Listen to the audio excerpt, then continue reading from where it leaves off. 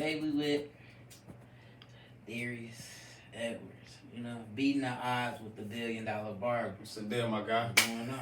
So today, we're gonna get straight to the questions. Okay, let's do it. So, what was your life like as a kid, younger, like when you were younger? My life as a child, it was very adventurous. You know, it was fun. It was very family oriented. I felt like I had the chance to really be a child, like growing up, going outside, finding out who I was, finding out how I wanted to carry myself, being a young man, young black man. You know, and just enjoying life. My family was very family oriented. You know, so they instilled certain principles, morals, and values within me. And like I said, it was adventurous, man. So yeah. All right. So, as you were coming up, you know, who really helped you when you were pursuing your career?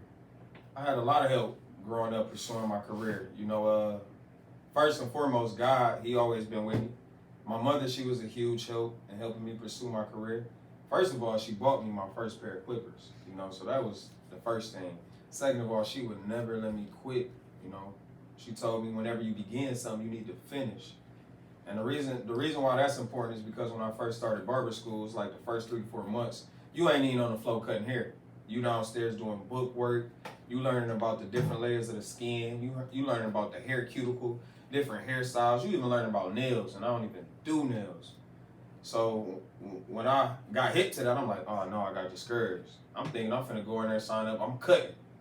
So when I got discouraged, I told my mom, like, I don't want to do this. And she was like, oh no, you doing this. Once you begin something, you gonna finish it. So, like I say, God helped me, and my mother, and then my homeboys too, practicing on their heads. You know what I'm saying? That was big growing up, man. Walking around, can't have no messed up fade. You get talked about. So I can honestly say that was my support system in helping me pursue my career. Yep.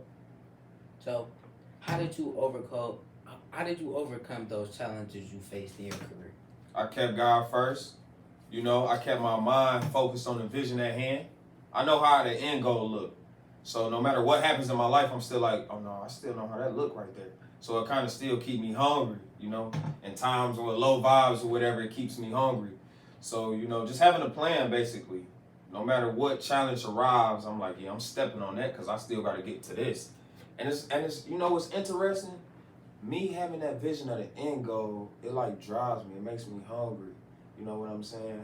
When I get low, I just picture how, okay, you're going to be like this, you're going to be like this. And then it just allowed me to keep going. So just having that vision of the end goal, having a dream drives me. And just God, and just knowing I got family and people who depend on me and love me. And I got influence and impact, man. I'm thankful for that. I don't abuse it, for real, for real. So, you know, where do you see yourself in 10 to 15 years? Wow, 10 to 15 years, I see myself, far as family-wise or business-wise? Or just like in general altogether? In general altogether. Happily married, children. I see myself owning franchise of barbershops.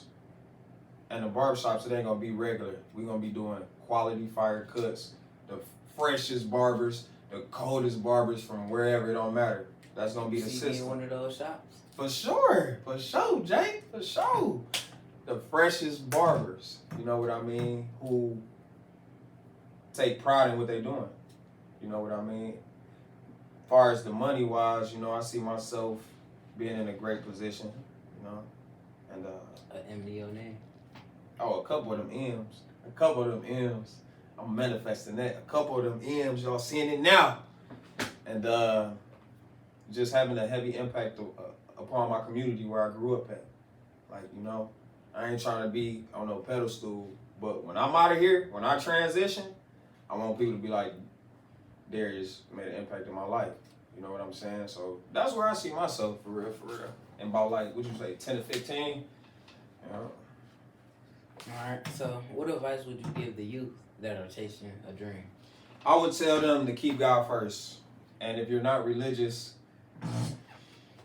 you need some type of foundation to stand upon, brother. You know what I'm saying? So that'd be the first thing. The second thing I would tell the youth when pursuing a dream would be develop a plan. Develop a plan. and be clear on what it is that you want. You gotta know what you're chasing. You can't just wake up every day with an abundance of energy and just go outside. You know, I feel like idle time is the devil's workshop. So if you don't have a plan, you know, you could be down the road of destruction. So I would say, have a strong foundation. For me, that's God. You know what I'm saying? With the Most High. Develop a plan.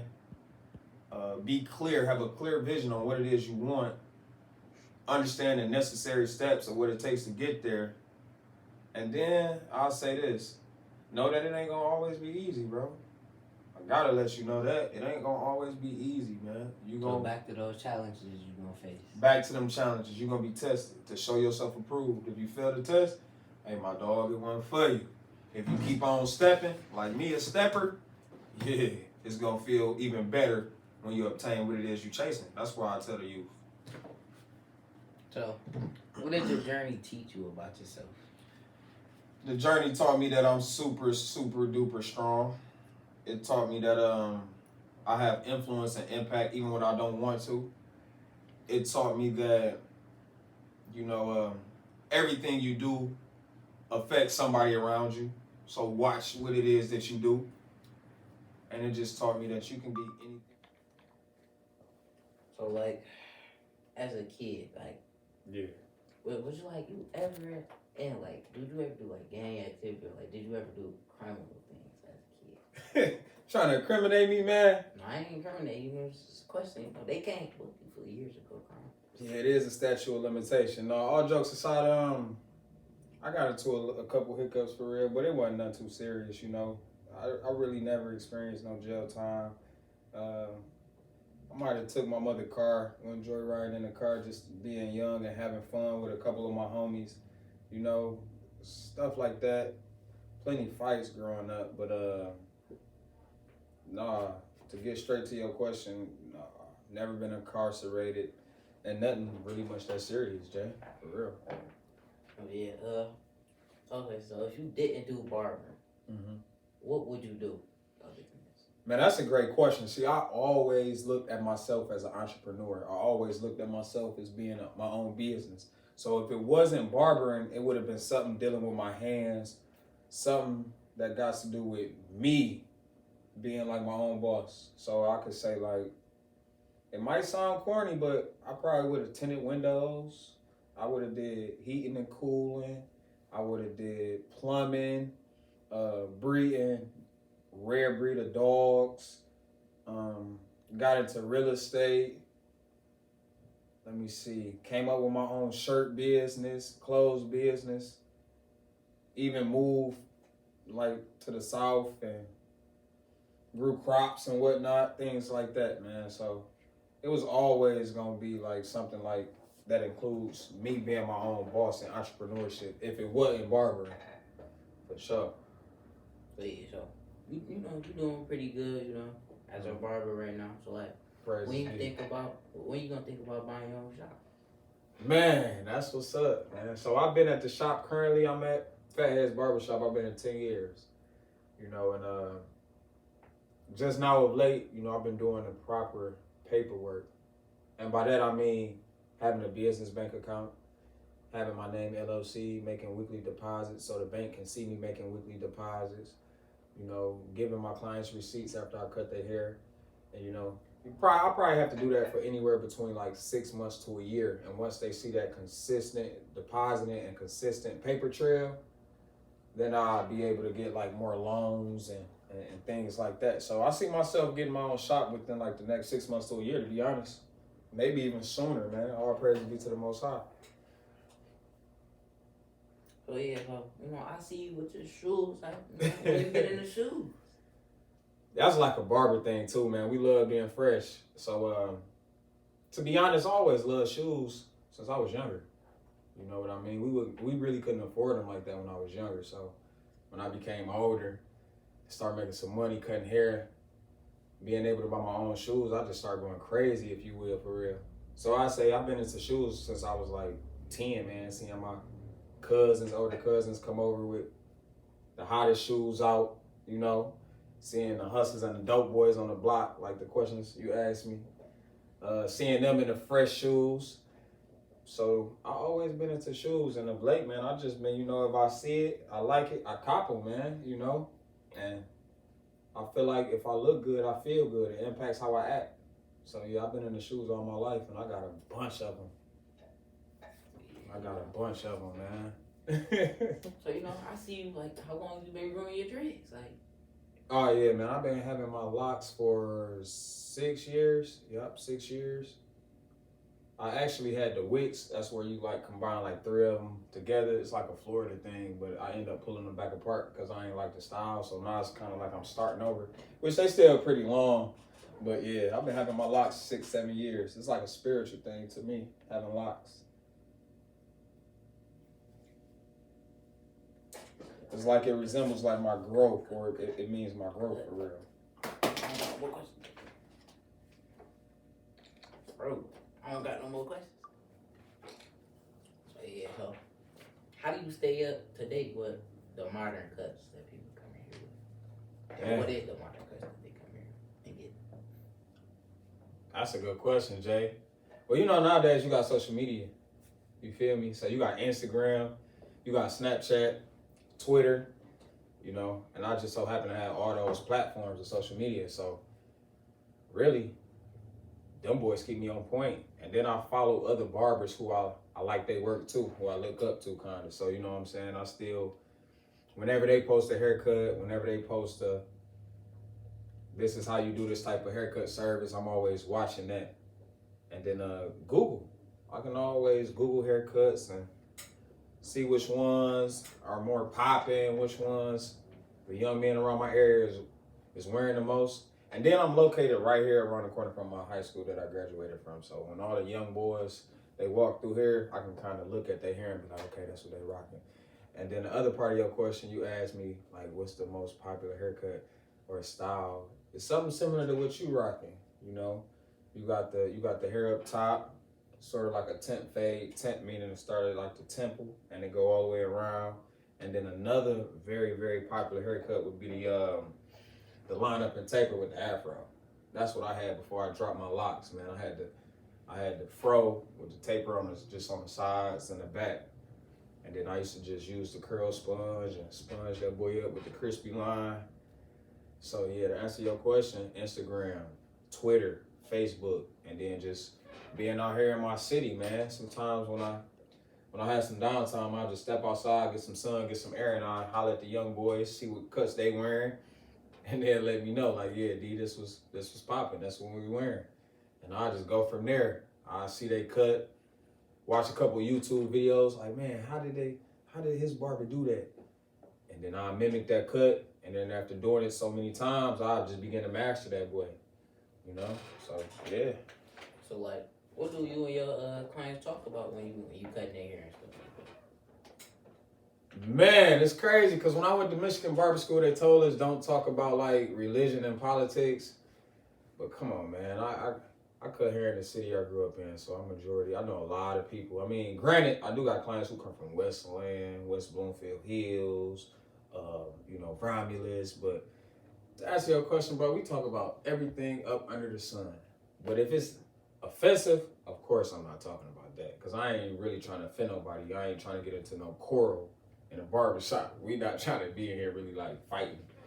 But we talk about everything, bro. I'm not gonna lie. We talk about politics. Who you gonna vote for in 2024? Trump or Biden? We talk about haircuts. We talk about rap music. Who the hardest rapper? I like Nipsey Hussle, Meek Mill, Rick Ross, Jay-Z. NBA Youngboy, I'm not gonna lie, that's my dog. We talk about shoes. You asked me about the kicks. We talk about cars. I'm into cars too. We talk about motorcycles. I got a Kawasaki 650, so we talk about that. Man, we talk about a plethora of things, bro. It just be like good conversation. Keep the vibes going. But again, I don't really talk about something that's gonna offend somebody, or we ain't really talking about no beefs that's going on in the hood like that. Or I say I refrain from trying to talk about that. Like, I ain't trying to talk about that. I know how to change the situation or the topic. So like, why they say don't talk about politics? they told us in barber school not to talk about that because everybody don't agree upon it. So in order to stop a fight or a quarrel or a situation from happening in the shop, they be like, basically, dog, don't even talk about it. But again, I cut hair in the city I grew up in since like yay high. So like we talking about all that, brother, and I don't really feel like nothing really gonna happen to me. And I definitely don't feel like nothing gonna happen to my clients because we men and we gonna have a conversation and we can agree to disagree. So yeah. So if a client was dissatisfied with a service, how would you go about that? So that has happened to me like twice. Right? So again, I'm passionate about what I do. I love what I do. So whenever that does happen, Jay, I'm like, dang, I couldn't deliver. So I'll probably give them his cut for free. You know what I'm saying? And just be like, you know what, dog, that's on me. I'll finish it as best I can and be like, you know what, dog, that's on me. Or if he be like, you know what, I want to come back, D, this was your first time cutting my hair, you might not know it. I'll be like, all right, so when you come back, that service is going to be on me. So that's how I do it. I give them their service for free and they can feel good about it. Have they ever came back? Like, so one time, the guy that I kind of made an error on, he never came back. Like I never seen him again. I'm not gonna lie. But amongst the other time, yeah, they came back. We developed a rapport. I learned his hair, and I just got the butter in him. Like for sure. so what would you do if a client had a allergic reaction to something you put in his hair? Like maybe some of the oils that you got. He had an allergic reaction. How would you go about that? Wow, that's a good question, bro, because that has never happened to me. That was a good question, Jay. I don't know how I would react to it. I think I'll call 911. Like I never dealt with the allergic reaction, bro. How would you address a client who wants a hairstyle you believe would not fit him or her? All right, so in Michigan, in barber school, right, we learned about the shapes of faces and different type of haircuts and styles that'll fit your face. So let's say if you got a big beard, right, and you got a circle face, to give an example, that really might fit you because you got a circle face. So you got the big beard with the C cups, it's gonna look nice, right? But if you got a circle face and you want a chin strap, which is gonna be like sideburn down and then straight on the jawbone, it's not really gonna fit it. So that's how I would explain it to the client. Like, all right, listen, bro. The way your face set up is like you got a circle face. You want the chin strap with the goatee, it ain't really gonna match it. But if the client insists, like, no, D, let me get that, then I'm gonna give it to him. And then once he see it, he gonna be like, okay, I see what D was saying. And on the next haircut service, he ain't gonna want that. But I would simply explain to him, like, different styles fit different facial shapes. You know what I'm saying? So it's like, brother, I'm in this to make you look good, So that's how I would explain to him. How many clients do you see a week? Like, how many do you get a week? So I'm at least gonna cut like 15 heads a day. And I said it like that with passion because I pride myself on that. I remember I ain't even had 15 heads a day. I couldn't even get like one head. So me cutting at least like 15 people, or I'm gonna even be more realistic, more transparent, at least 10. I'm cutting at least 10 people a day, right? You know what I'm saying? So on a busy day like Thursday is when things really start picking up. I'm cutting at least like 20. You know what I mean? Thursday through Saturday, at least 20, 40, 60. So I say I'm cutting at least like 100 people a week. You know what I'm saying? That's a minimum. That's not even including like the walk-ins. That's just solely based off my Booksy schedule. That's not even including the people who, hey, call me, D, can I get in? That's not including the people who come, my clients who come, they bring a friend, they bring a brother, they bring an uncle. So to answer your question, I say like at least like 100 heads a week, for real. So, how do you do good business when you're not feeling as well? Man, that's a good question. How do I?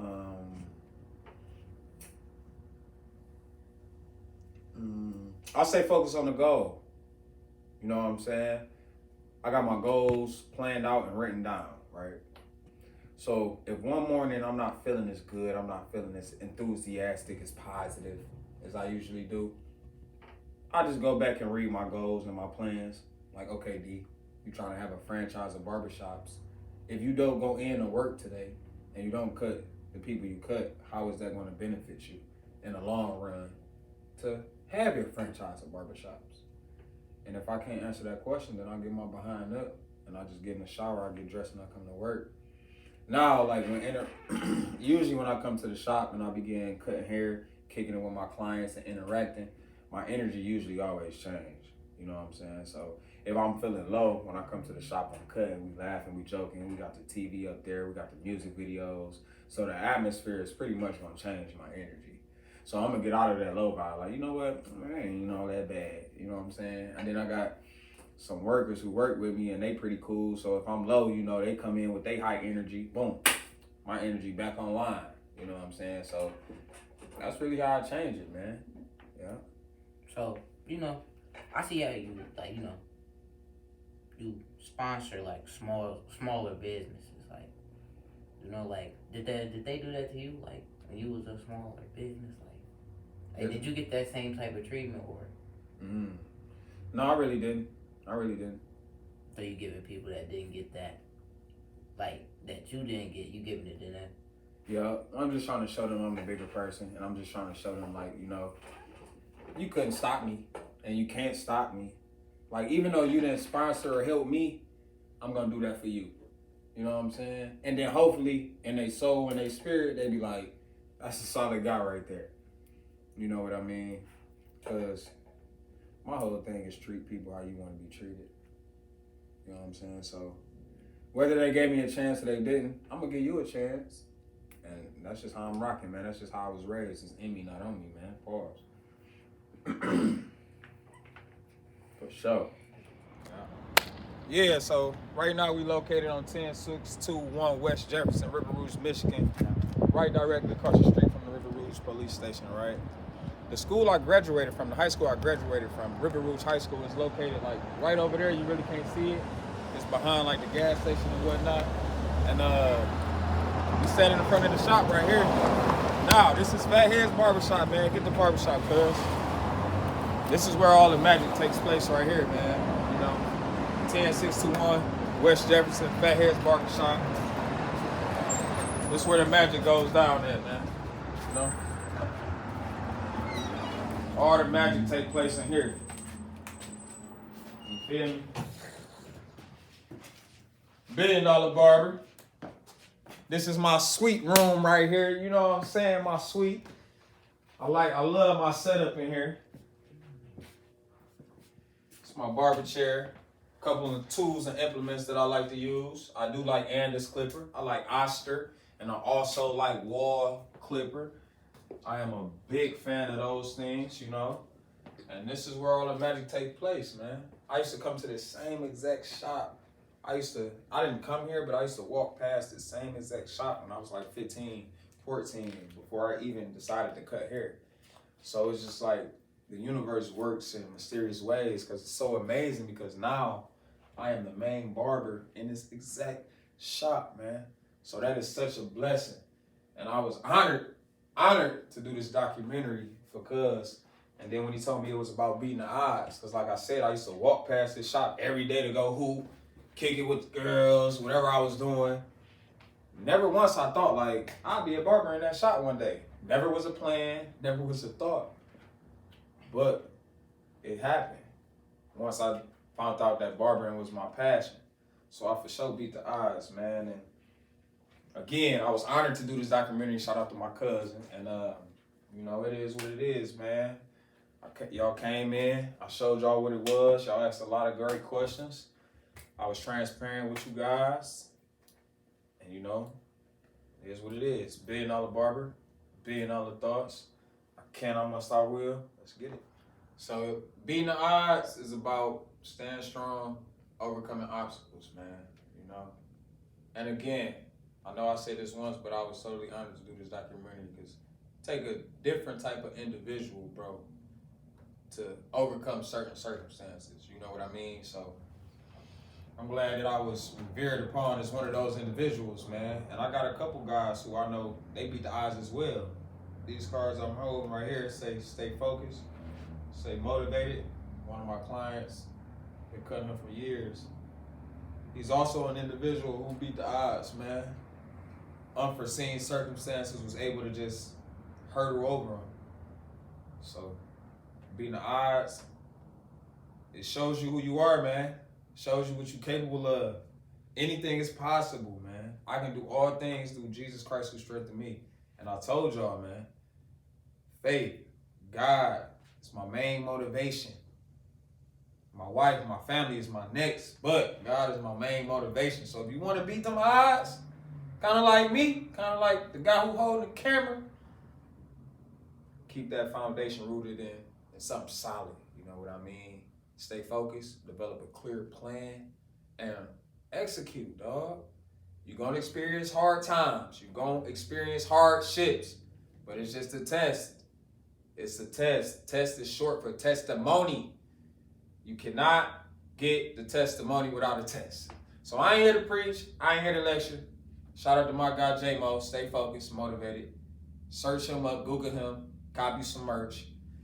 I'm Darius Edwards, the $1 Billion Barber. Google me on Booksy. I'm on Google as well. $1 Billion Barber. Book you an appointment. You know what I'm saying?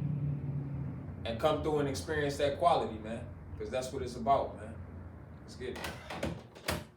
So, the final question is we want to ask you, what would you like to tell the people at home? Man, for all the people at home, develop that solid plan. Don't give up until you accomplish it. Keep God first. And listen, you're going to experience hard times. But when you do, don't quit. Just keep digging. And guess what? That's what I want to tell people at home.